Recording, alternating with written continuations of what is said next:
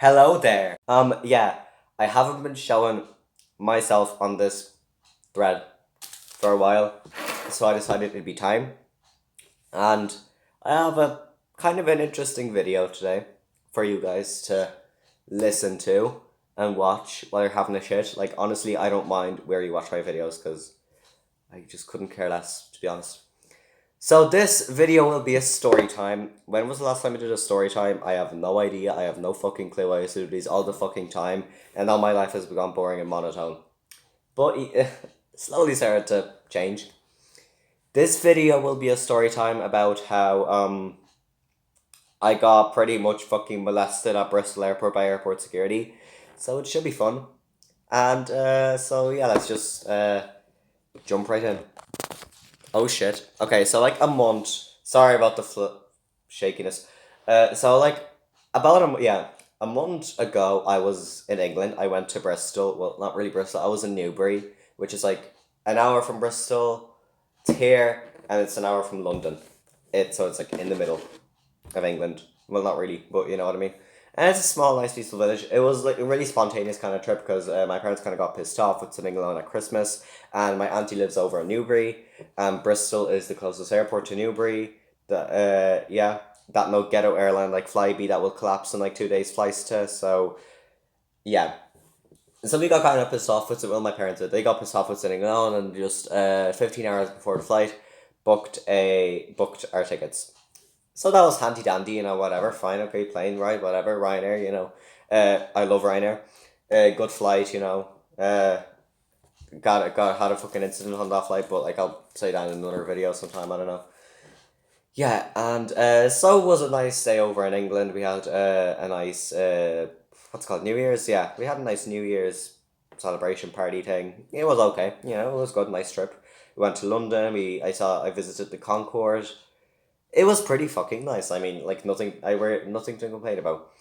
But then, the time came to fly back on January 2nd, which was like right after New Year's. Well, not right after. We got some time to relax, but it was grand.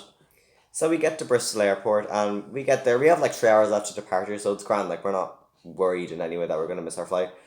So we get to security and we see that the queue is like, it's like a sea of queue. It's not like when you get to Dublin. It's like even in Terminal 2, you have this thing in Dublin. You walk in into security, you walk through this little kind of like creepy tunnel thing, and then you turn, and then it's just this one queue, and then you get separated into your lines.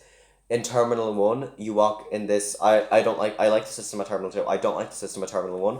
You have to walk, like, you do a meander like this, and then you get released into this cramped, low ceiling area.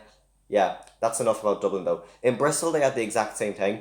You had to meander, but all the way up to security, and then you only got released, and it was cramped as hell. Like I could literally nearly touch the ceiling. It wasn't pretty. So I don't know what the hell was going on. If there was like a problem with the scanners, but loads of people got randomly selected for like screening and body checks. So comes my turn to walk into the metal detector. I'm just standing there. I left my bags up on the thing. There was some African chaps standing there just screaming like, liquids out of the bags. Is that a bit racist? Probably. Should I keep that myself? Probably. Do I care at all? No. Uh, so he's just standing there screaming that like liquids out of bags and all that shit that you hear at airport security. And like you can only hear his voice, no one else's. He's so fucking loud. I'm like, dude, shut up. It's 6 o'clock in the morning. Listen, I don't want to be hearing your voice. Like, just please shut up. Like, I'm pissed. I'm tired. I'm hungry. I just want to get home. Okay. So I'm walking through this airport security, and then the scanner beeps. This usually happens to me. It's not that big of a deal. I'm kind of used to it at this point. So I get asked to stand there. I stand there doing the T-pose. I was actually wearing this exact hoodie as well. Fun fact, not really. I was just standing there, and then this guy that's like old enough to be my grandfather comes up to me and starts, patting me down all over my body aggressively, under my armpits, near my thighs, my legs, just everywhere. I'm just standing there like, okay, thank you. Please, sir, stop groping me. That's really uncomfortable. Thanks. Okay. So yeah, I'm standing there just like that. And then I saw my bag because there was like bags going to two queues. One queue, well, not queue, lanes. One lane is like, okay, the good bags are good to go. And then there's one lane of bags that need to be checked. There was like two bags in the okay lane, not mine. And then there was like 60 others. in the other lane that they had to check for some reason. So I had to wait for like an entire queue of people. There was like 60 people, well, maybe not 60, you get my point. There was like people standing there waiting to get their bags. And they were just checking, and I saw that they were putting the bags out on the trays. And they just started opening the bags and started chucking shit out of the bags, looking through people's shit and then checking the bags themselves. And I was like, well, they have to do this to me as well. And my mom was like, yeah, they're doing it to my purse as well. Just like wait here. And my dad was grand. He just went through straight away. But my ma had to go into a full body scanner. Would you imagine? And she got her shit checked as well. So like it was me and my ma. Just our luck. And then eventually they get to my bag. And my bag, they open it up. And my little carrier, my blue bag as well. They open that up as well. And start going through, they start chucking it out. Start taking all my clothes off. Take out my clothes, my boxers, my socks, my crimping iron, my liquids. Just every single thing I had in this fucking bag, they take that out. And put it on a separate tray. And they like put the bag, an empty fucking bag on the tray. And they're like, yeah, we need to put this to a separate... No, actually, I'll say this in a British accent. We need to put this to a separate scanner, if you don't mind. Please just wait here for a sec, and you will be on your way shortly. Thank you. I'm like, fuck off. Like, I am just livid at this point. So they put my bag through a second scanner, and do you want to see what the cause of this fucking scanning was? I will show you what the fucking cause of this fucking scanning was. The cause of the fucking scanning was this little metal plane that I got at the Bristol Aerospace Museum. It was in its box, it was sealed, wasn't even open, not harm to anyone. Would you think, like, are you really trying to tell me I can crash an entire Boeing 737 with this? Fuck off. So she's like, oh yeah, I think this was the cause of the scanner to go off. Yes, we're sorry about that. And then they don't even repack the shit for me. They push me aside with all my shit. They give it back to me. Obviously, I had nothing to hide. Like I wasn't smuggling anything. It was this that set off the scanner because it's metal, it's pointy, but it was in its box. It's a fucking toy plane. Like, relax, people. So they get me aside, and I'm putting all my shit away, and I'm almost ready to walk off. And the same guy that gave me that creepy ass pat down just looks at me like, and is like, for me to come over. So I'm like, great, what did I do this time? And as I mentioned, this was like right after New Year's, so my hair was crimped, because I crimped it for New Year's, just for fun, to give it a full volume, to give it a full, a fun, texture, just for fun. And if you guys don't know, a lot of you guys might not know, when you crimp your hair, like you can see my hair right now is pretty flat, and because it's natural right now, like I didn't do anything to it, didn't even wash it yesterday, just pretty flat, and yeah. But when you crimp your hair, it gets like, each strand gets about like 2 inches thicker. That's how much volume it adds. Like a lot of people do it to add volume in their hair. So like I don't do it that intention, but my hair was like, now it's like this, maybe it was like this, sticking my head, and it was like just real big and voluminous and kind of frizzy because I had it crimped for about 2 days at that point. So it wasn't like crimpy, it was more like you could still see the crimps, but it was like kind of frizzy, kind of getting frizzed up. So, but I'm like, whatever. And then he comes to walk over me, and then like tells me to walk over.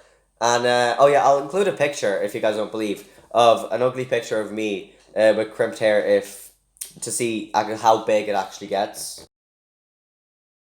Pretty fucking big, isn't it? So I had that kind of hair, and I'm just walking through, and then he like signals for me to come over, and like I see he's holding a flashlight. I'm like, what the fuck is this cunt gonna start doing to me?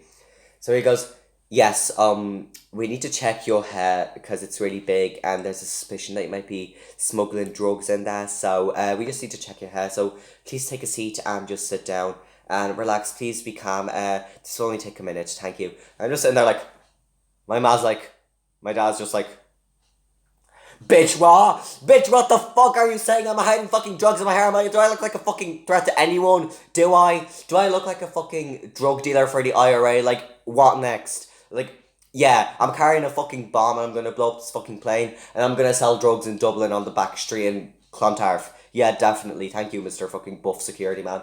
So he starts going through my hair with a fucking flashlight, and he's not even like gentle or nice about it. He's just there like going through my hair with the flashlight and just like putting the strands everywhere. And by the end of it, like before, like it was semi-decent, like I kind of put it together in the morning with some hairspray. By the end of it, I must have looked like fucking this. Like, that's how pretty much how I looked after he checked my hair. Like, didn't he just, like, he sectioned it completely off like this, so there was a split down the middle, like this. You guys see how horrible that looks? Like, no one likes that. It's not cute. So he literally does to me. And he's not even jealous. He's just, like, pulling my hair and checking for fucking drugs. Like, who does shit like that? Yeah, so that is my kind of thing. Message to Bristol Airport, please calm the fuck down. Toy airplanes do not count as deadly weapons to crash actual planes. And crimped frizzy hair does not equal dangerous drug dealer from the IRA. Like, please get your shit straight. Yeah. So that's pretty much it for this video. I haven't had a story time in a while, so I thought this one would be a nice to do. If you guys ever have to go to Newbury, don't fly to fucking Bristol Airport. Fly to London Heathrow or fly to London Luton, or London Gatwick. Don't fly to Stansted because it's kind of far away, or Southend, or even fly to Southampton.